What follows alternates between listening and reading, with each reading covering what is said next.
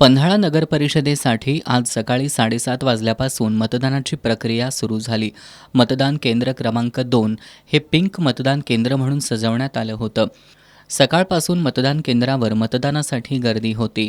मतदान केंद्राबाहेर उमेदवारांच्या कार्यकर्त्यांनी मोठी गर्दी केली होती. दिवसभरामध्ये मतदान प्रक्रिया शांततेत पार पडली. दिवसभरात सरासरी 85% मतदान झालं.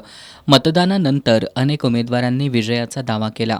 गेले 8 दिवस झाले पन्हाळा नगर परिषद निवडणुकीसंदर्भात प्रचार केला. त्यामध्ये मला भरपूर प्रतिसाद मिळालेला आहे आणि माझा विजय नक्की आहे असं मला खात्रीपूर्वक वाटते.